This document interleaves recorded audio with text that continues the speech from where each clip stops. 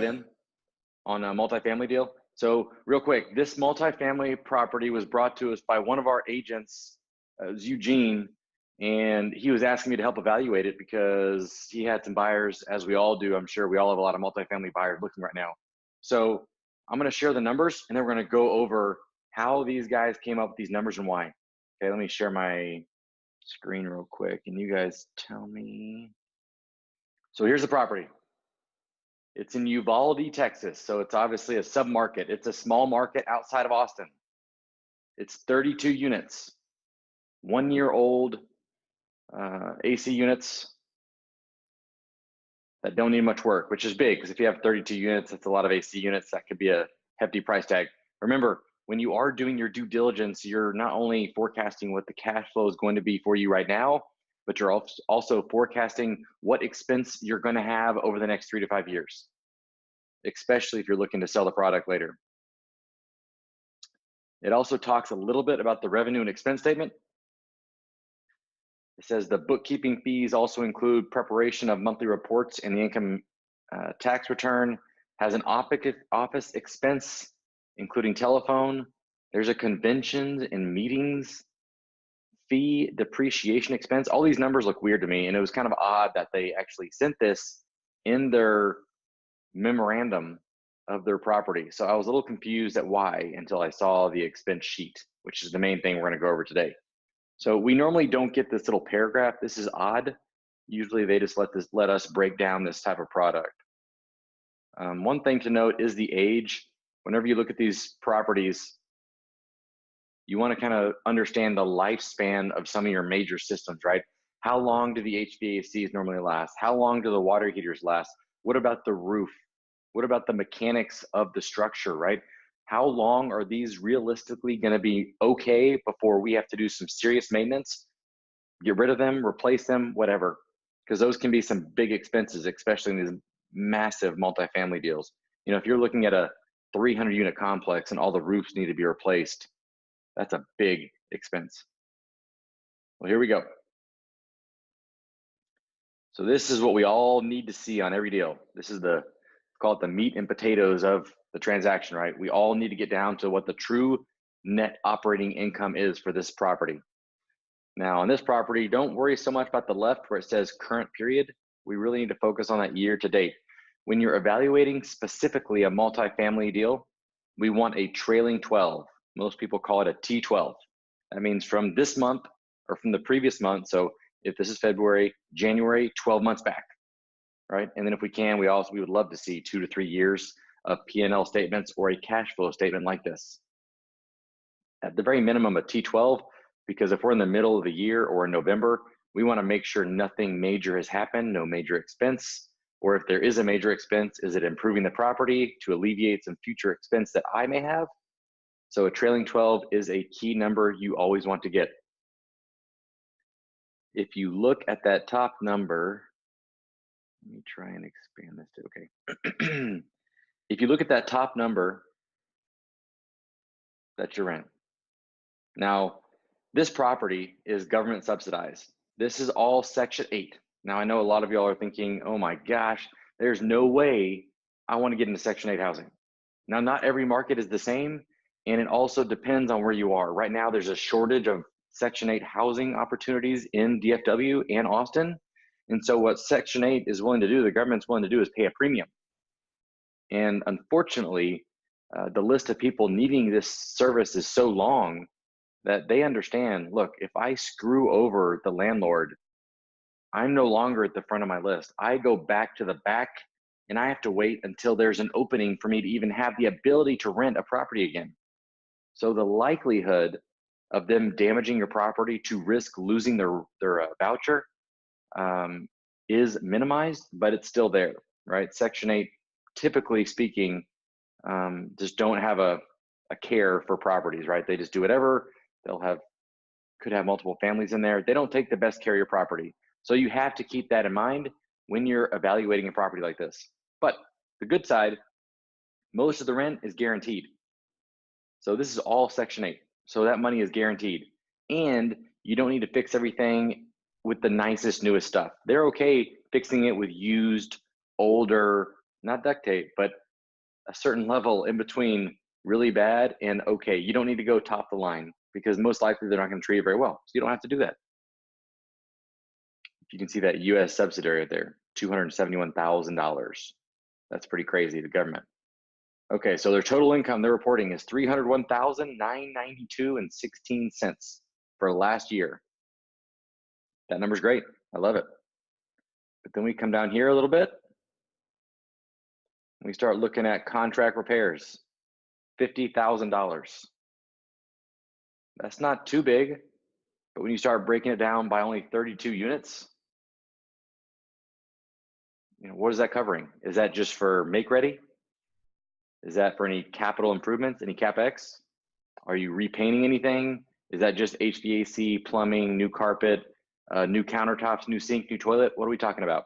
You just want a breakdown of what we're talking about and just make sure nothing's major. And if it is major, you just want to make sure it's done right and done in a way that you're not going to have to go back in and make bigger corrections later, right?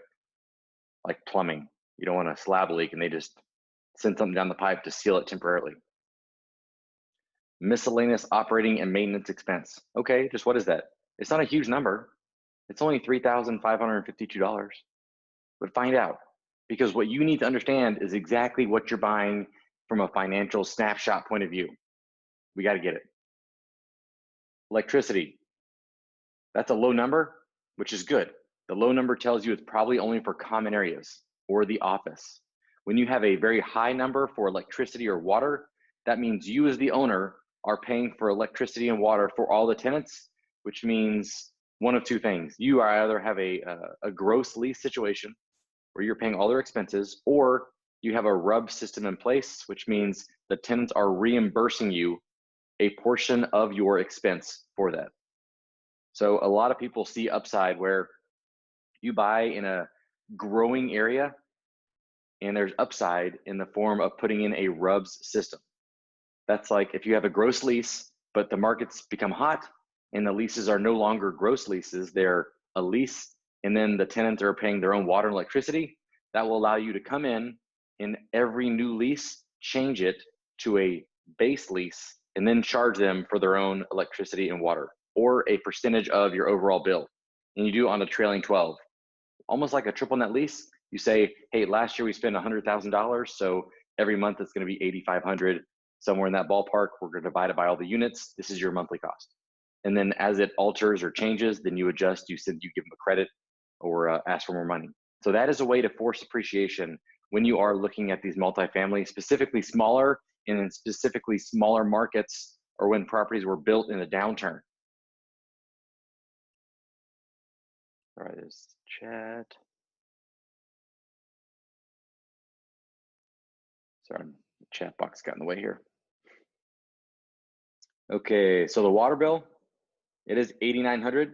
So there's a really good chance that this property has individual meters for electricity, but then they have one master water, like a water cooler or a boiler. If they have a boiler system, it's older, it's costly to replace, but to get individual water heaters, et cetera, is going to be also a very high cost if you can't raise the rent enough to accommodate. So you just got to make sure that system is operating really well, because that's going to be a pain in the butt to replace. We're talking like 50 to 75,000. The sewer expense, kind of the same thing. Y'all are all aware, most of the time our sewer and wastewater bill comes in together. Garbage and trash, $64.80. Okay, what does that cover? Do we have one dumpster, two dumpsters? Do we need that much of a dumpster? Is it being utilized? Can we reduce that cost? That's not that bad for the year though. That's pretty good. Management superintendent salary. This is only 32 units. So what does that go to? Who's managing? Who's the supervisor? And what are they doing? Because on a 32 unit property, you don't need on-site management. So what is that cost? Usually you're going to see on-site when you get above 75. Below 75, you probably don't. In between 50 and 75 is a judgment call on what level of service you want to provide based on the rent, right? Because it's an expense. Most of the time on the 32 to 75, you're going to have someone living in a unit. You're going to give them free rent or give them a discount in rent and say, hey, if things do arise or occur, Just take care of the small stuff and let me know on everything else. That's kind of the way it plays out. Bookkeeping fees, $5,700. Is that high? Is that good? Do you have an accountant? Are you paying someone else? Remember, one thing you need to realize is a lot of these companies, they don't want to pay taxes. So to help avoid paying taxes on income realized from a property like this, they run as many expenses into the expense sheet as possible. They want to almost zero out their P&L statement so they don't have to pay any taxes. So just keep that in mind. All these fees could be accurate, good, or bad. Just keep an open mind, make notes, ask questions, and dig in. This office expense, like what office expense? That's $10,000 for a 32 unit complex. They don't have an office. What is this expense and why is it there? Conventions and meetings, $6,800. They're running a convention expense on a 32 unit complex. Look into the numbers. That is ridiculous. Health insurance for who? You shouldn't be paying for health insurance for anybody. Payroll and taxes, $4,000. What payroll? You shouldn't have any payroll. If you do have a payroll, you're right, that would be a big expense. Miscellaneous administrative expense. You see how a lot of these are just, they're trying to get their taxes as low as possible. These fees can be in there, but they shouldn't be in there when you are evaluating it because they won't exist when you take over, right? Real estate taxes. Now this is the biggest one that can jump. So $15,000 worth in Texas, our tax rate is I'd say 2 to 3%. I'd say if you do 2.4 to 2.5%, you're on the safe side. So if you extrapolated that out on a, what does that value look like?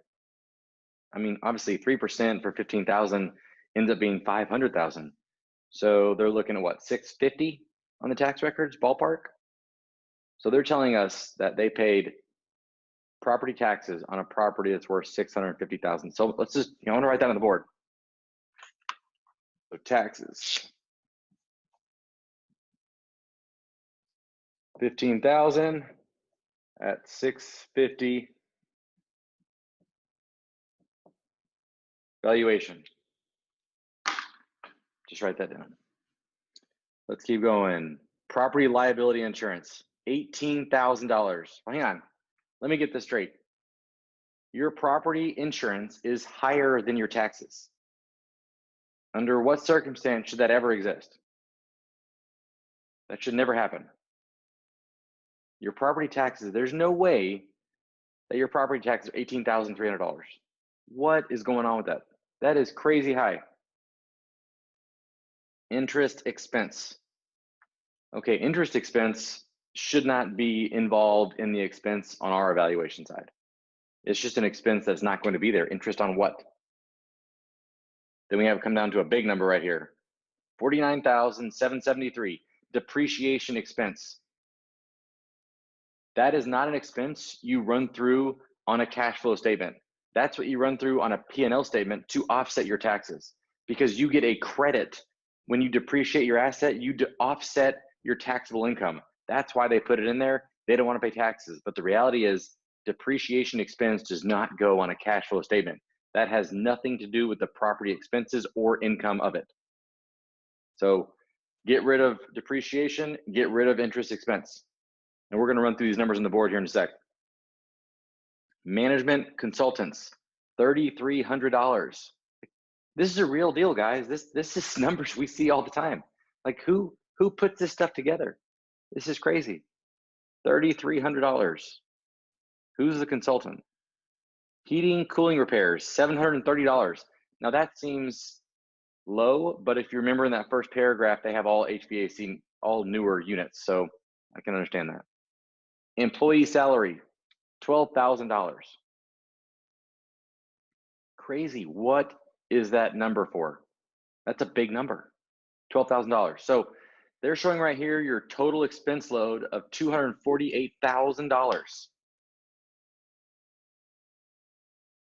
That's a big sheet. That's a big number, which leaves you a net income of $53,288. Now, we buy things a lot of the time right now on cap rates, right? That's one of the main drivers right now when you're evaluating and buying product. So if we're buying and looking at this property for $53,000 of net income. Yeah, there's a button in the upper right that says swap shared screen with video, and you can blow it up full screen. I can see it really easy. Oh, there you go. Well, let's just, if y'all can try that real quick. And if you can't see it, I apologize. If not, I will take a picture of it afterwards and I'll send it out underneath the link for the Zoom call. But let me write that. I'm gonna try and do it on the far right side so I can get it bigger. Okay, so we had 16,000 in taxes, 18,000 insurance. What I wanted to say was most of the time we go through a cap rate scenario where everyone is buying on a cap rate right now. Different times, people buy for different reasons. You want to buy for IRR or cash on cash return, but right now cap rate's a big driver for a lot of investors. So the way we find out a cap rate is you take that net operating income, which happens to be 53. Oh, good Lord. That's terrible. 53,000. You divide that into what the cap rate for your market's going for. Now, our market in the Austin MSA is going for anywhere from, I'd say, 4 to a super class A. And then it goes all the way to, I'd say, 6.25, 6.5 for a class C property. Now, with this property, I'd probably lean closer to 7 because it's Section 8, just to feel safe as an investor. So if you run this number into a 7% return, you take the net operating income divided by 0.07, and that'll get you your number. That should be the value that you can pay for it to get a 7% return on a purchase price with that net operating income. So 53,000 divided by 0.07 gives you 757.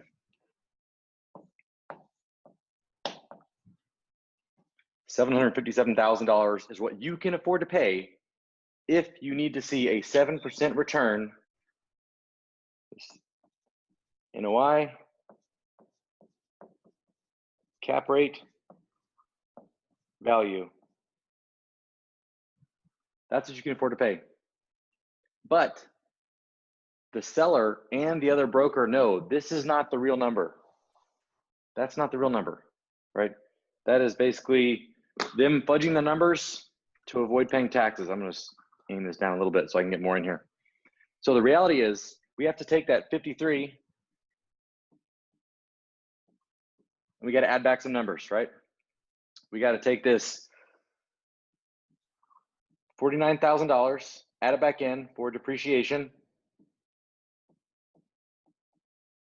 We have to, let's see, $12,000 employee expense. We have to add back in that 27 interest expense, 2,700 interest expense. We have to add back in that $10,000 office expense. Of course, my writing is going to be terrible and all over the place. Office expense. We have to add in that 6,800 in convention expense. And let's see, 4,000 for payroll.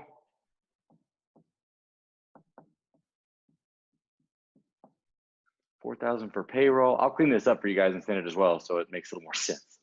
Let's see, management consultants, 3,300. What else we need to add back in there? Miscellaneous operating and maintenance. We got to know what that is. Water, sewer, fine. Garbage, fine. Management superintendent, $37,000.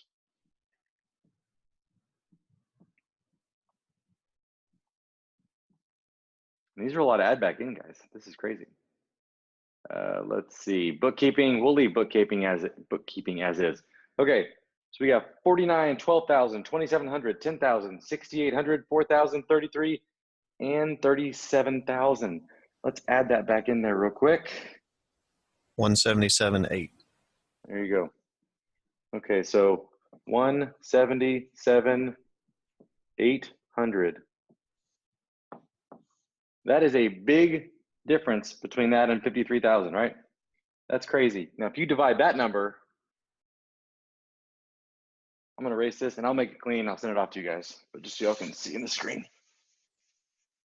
If we take that number, 178 divided by, what do we got?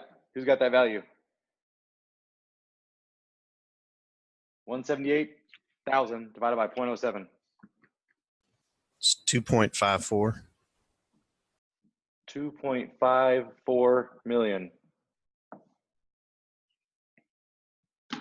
That's a big difference. That's crazy. The fact that they're showing this, and this could be our reality. Now, I know they want 2.1, right?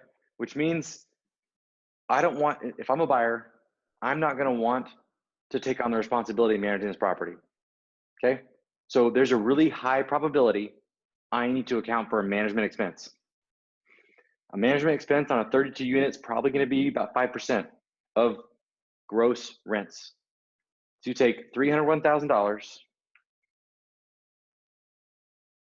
301 times 0.05, that's $15,000. Okay, so let's write that right inside here. $15,000, so remember that number.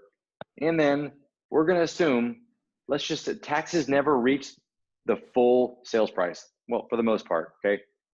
They usually get to 80 to 90%. However, every county, every city, everywhere wants more money when things transact. I don't care how they find out when a product has shifted gears, shifted owners, been transacted, and they increase your taxes accordingly. It just happens, right?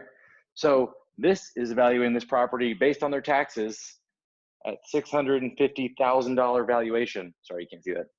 So remember, their taxes were at $16,000. We're going to assume that they're going to get close to 80% of what this should sell for. So if we ran this number and just ballpark 2.54, let's throw a number out there, just higher. Let's just increase it to 1.8 million. At $1.8 million times the tax rate in Texas, you got to find it out. Ballpark, let's say 2.4%, so 0.024. That'll give you a tax of 43,200. So that's 43,200 minus the original expense of 16. We're at a difference of 27,200. So 27,000. So there's two numbers right there that I think I need to add back in because I don't want to manage this property. So there's my management fee. They'll be happy. They're making money. And this is more than likely the increase I'm going to realize in taxes. Now, can I fight that? Yes. But is it going to increase? Absolutely. So let's take the new number. We were at 178. Take 178,000 minus 15,000 minus 27,000 gives us 136. So 136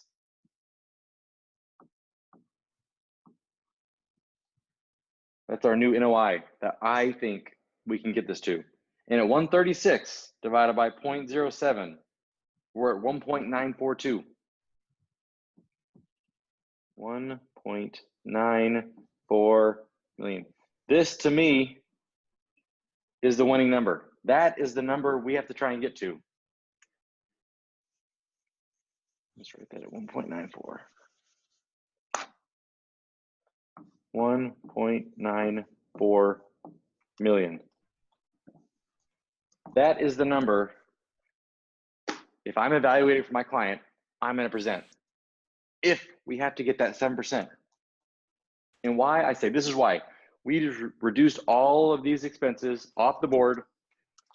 We found out what I think is going to be our true net operating income of 136,000 in net operating income. Remember, we always need to find the net. Now, the other bonus, which I would hope they would overlook, is we still had $18,000 in insurance. I'm hoping that after all this talk and we break down the numbers, the seller and the broker forget about that because that's ridiculous. There's no way we're gonna be paying $18,000. If I had to guess, maybe 5,000 to 6,000. So we're gonna be able to save $12,000 in income right there, which will go straight to the bottom line. And if you look, if you want to see the value of that number, if we can save $12,000 off of expenses for our buyer, $12,000 divided by 0.07, that's a value of $178,000 in equity that we would have just saved our client based on the cap rate in our market, right? This is all fantastic, right? Buying at a cap rate is fantastic because it's a financial snapshot, but this is primarily valuable if you pay cash. If you pay cash, that is your return. You get 7% of your money back every year. If you leverage it, your cash on cash increases, but you're paying debt service, so your cash flow is less, right?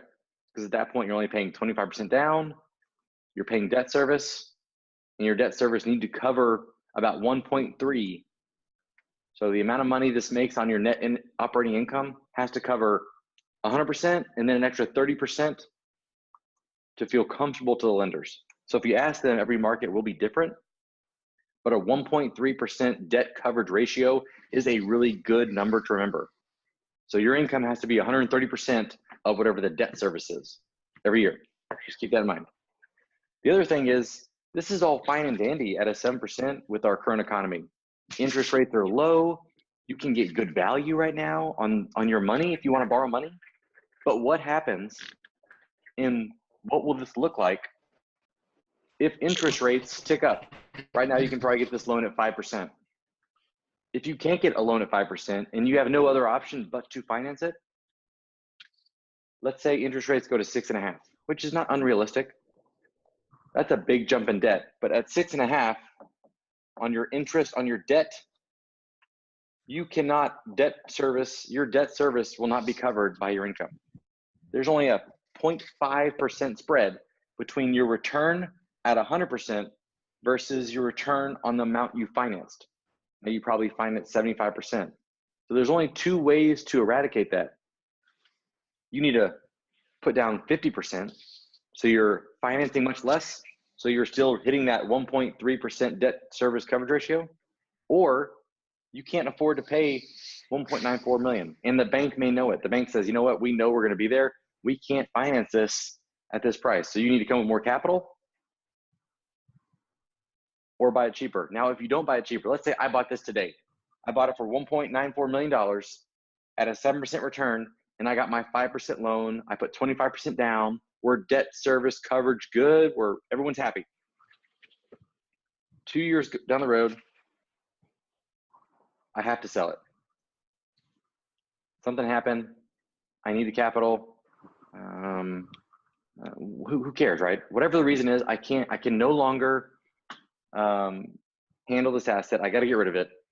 But the interest rates are now at 6.5%. No one is going to rebuy this at a 7% return with interest rates at 6.5. They almost go up with interest rates. So if it was a 5 and now it's 5% loan, I bought it at 7, now it's 6.5, I probably have to sell this for an 8.5 or better in order to attract an investor to buy this asset. Now you want to see a big shock, a big hit to your numbers? This is what's scary. If interest rates change and cap rates fluctuate in order that you have to sell it for a higher cap rate, I mean, your equity goes down the toilet. It is, whoa, you lose a ton of money really fast. Like I just showed you what $12,000 looked like of equity at 7%, $178,000. That's only 12,000, right? So there's a big difference. Let's see, this was at 136,000 NOI, and the government's paying the tab. Let's assume the government didn't raise much of the guaranteed rent I'm getting in. So that would mean my income is probably the same. I'm probably at $136,000 of NOI. If I divide that by 0.085, my value drops to 1.6 million.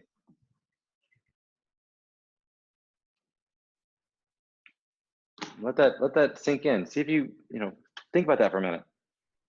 If interest rates go up and I have to trade this and have an investor excited about making his spread, I just lost $3.4 million in value in equity. That's a massive number, guys. And let's run some other numbers. 1.94, if I bought it for, and I put 25% down, I put 485 down. Well, I just lost 3.4 million in equity right there. And in 2 years, you probably pay down your debt. So you're minus 1.94. I have 1.455 million in debt.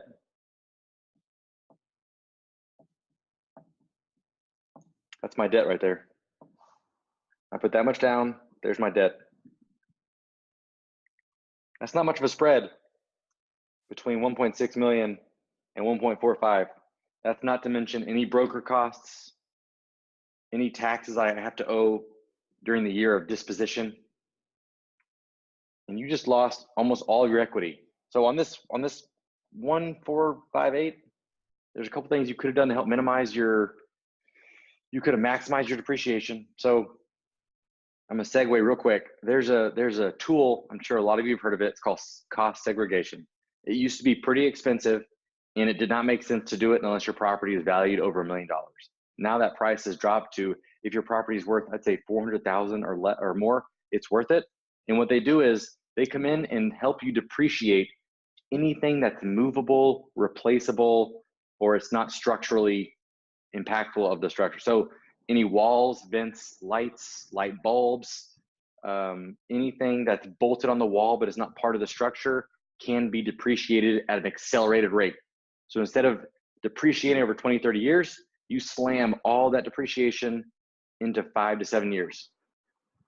So you can maximize the depreciation and take a huge write-off in year 1 and year 2 and help offset some of your expenses. So your net operating income could be, instead of 136, it could be 200. You have to recalculate that when you sell it, but it'll at least give you more cash flow up front. What they also do is this number would be reduced because every year you're paying down debt service. You'd probably pay this down about $75,000, maybe $100,000 in that year, because on the commercial loans, they're different. On the commercial loans in a multifamily, they can be amortized anywhere from 20 to 35 years, but they're due in 5, 7, or 10, primarily. Now, on a multifamily like this, you could probably get better terms. You could probably get a 25 to 30 year AM with it due in 20 to 30 years based on your credit worthiness, et cetera. So your monthly expense will go down, but keep in mind, it all depends on what the market's doing. These things change all the time. I know I texted somewhere, but one of my buddies, I just talked to Hans Box. He is a lender for multifamily. They do about 40% of all the multifamily in the country. So if y'all need help breaking down numbers on a loan, he's your guy. But this will be reduced, but your spread, you just spent all that money and you might pull back out $125,000 after you dropped 485. It just went bye-bye. So what the interest rates are doing are extremely important. You got to make sure you buy these properties right, and you have to know and understand these numbers. These numbers are so important. If you don't understand these numbers, what you can and cannot add back in or get rid of, you are going to miss buy a property and be massively upside down. And on a house, a single family, it's not that big of a deal. But when we're talking multi-million-dollar properties on a cap rate of a multiplier, like a 7%, that $12,000 difference is almost $200,000 in a price gap. You're either going to make or lose depending on how you negotiate and how well you understand these numbers.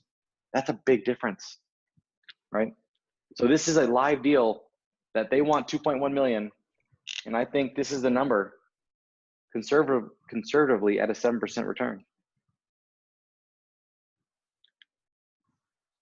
And next time we're going to find a way to make sure we can have this board better, or I can do this on my iPad, or so we can see this better on this Zoom call. But what questions do y'all have on that quick rundown of this actual property we're looking at right now in Austin? I think someone had a comment down here.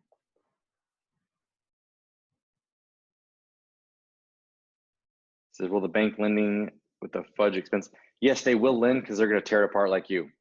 Remember, one of the best parts about the liability on buying a multi-million-dollar asset in the commercial world, as long as you're not paying cash, more than likely you're not going to make a bad decision because there's so many eyeballs looking at it. The money is never stupid, right? The money's not stupid.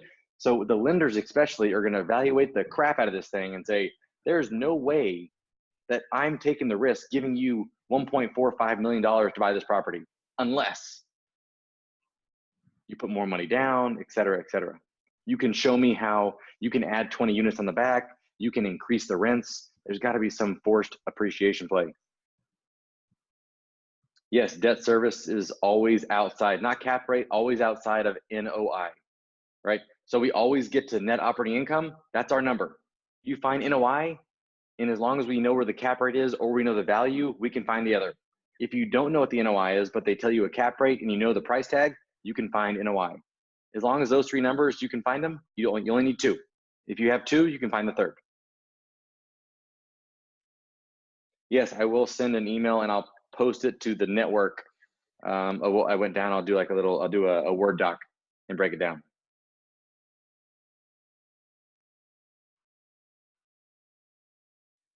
Scott said, since we are in a rising interest rate market, what's a good strategy to combat rising rates when buying?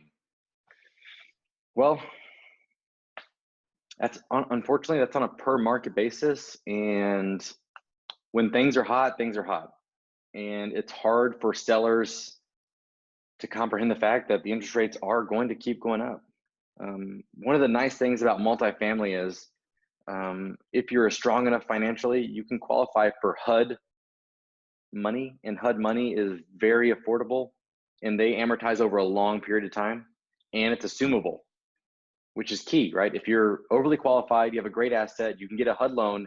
It takes longer to get approved, but if you do, you can am it up to 35 years, and it's due in 30 years, which means your debt service is very low and you can assume it. Someone else can come in who's qualified and assume your loan, because a lot of these commercial loans aren't assumable. Multifamily is definitely more on the assumable side, but when you get into the retail, office, industrial, a lot of these loans are not able to be assumed. And in the first couple of years, they have what's called a defeasance penalty. I don't need to go into overly detail, but that just means the bank is assuming we're going to make X amount of dollars over the next 5 to 10 years. If you decide to trade this and we don't get that money, there's a massive penalty for you selling and getting rid of our loan early. And we looked at that on a $4 million property in downtown Austin, and the defeasance penalty alone was $750,000. So that killed the deal right there.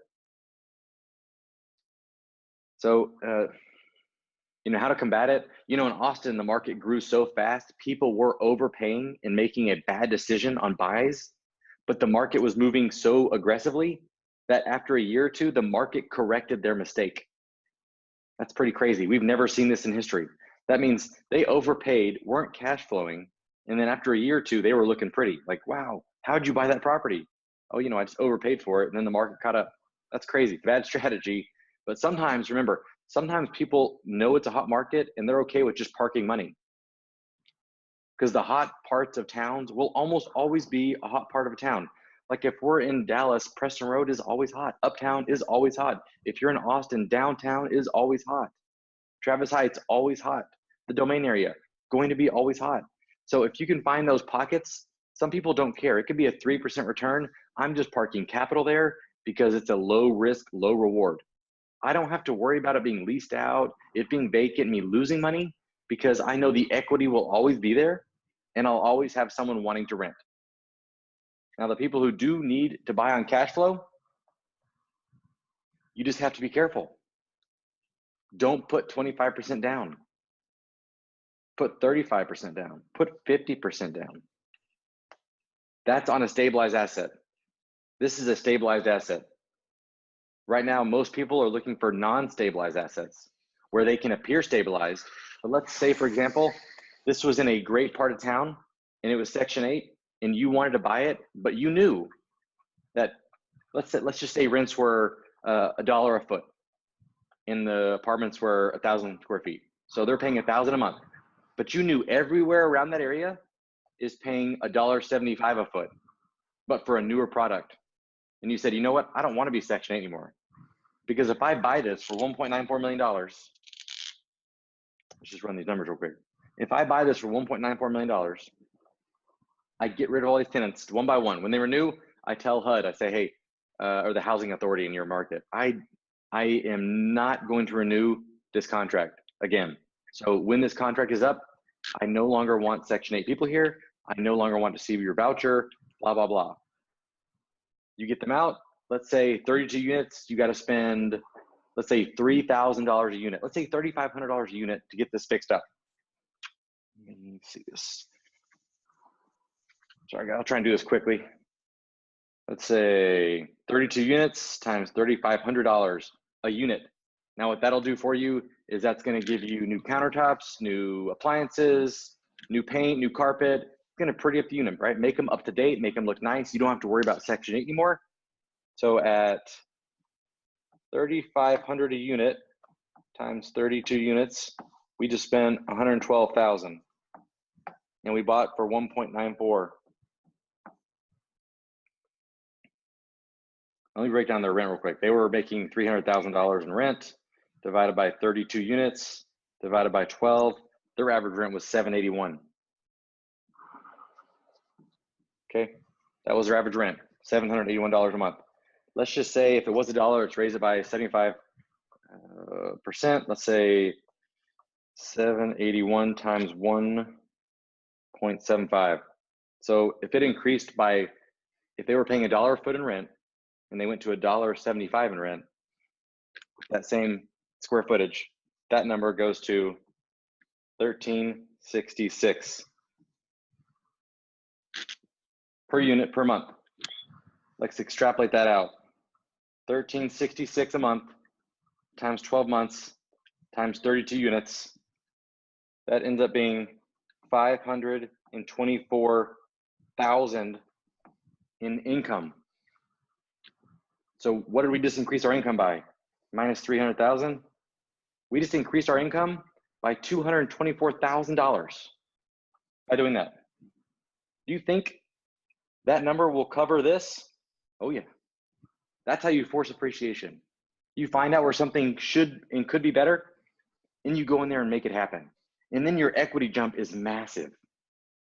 So remember, here's a good rule of thumb. Whenever you're looking at multifamily deals, your expenses should never be more than 50% of gross revenue. If they are, something's off. If they're 20%, something's off. A safe bet in between 40 and 50% is where your expense load should fall on any multifamily complex you buy, period. If it's not, something's being mismanaged, not accounted for, that's just a good rule of thumb, 40 to 50%. So if that's the case, let's take this 524 times 0.5, right? Let's assume we're at a 50% expense load, the highest it should be. That's 266 or 262,000 in OI. Let's bust that back into a 7% return. Our value is now 3.7 million. That's a pretty big jump. Subtract that 1.94, subtract that 112 you spent to rehab. So you just jumped by almost 1.7 million in equity because you found an opportunity, you kicked out the tenants you didn't want, you spent some money appreciating the property, you raised the rents. Can someone go on mute? And you just realized this appreciation. $1.7 million of increased value you just added in your property by spending $112,000. That's crazy. That's a massive jump. That's how you build wealth. You find the opportunity and you force this appreciation. That is huge. And then you have options. You can either go and flip it, sell it, pull the equity out. If you can say, you know what, I like this area, you go back and do a cash out refi. And at that kind of a jump, you can pull your entire initial purchase price back out and then refi it, and it will still debt service. You'll still cover debt service. That's crazy. That's what you got to do. This is the big win. And insider trading is legal, right? So great, go for your ones and twos, but always think bigger. Where can I find an opportunity where there's a low value and I know I can get rents to where they should be And you're gonna be like, yeah, that's a lot of money. I don't have $112,000. Who cares? If you come to me and say, Robert, I found this deal, we'll have money for you next week. Finding the deal is always the hard part. If you find an amazing win, we got this covered.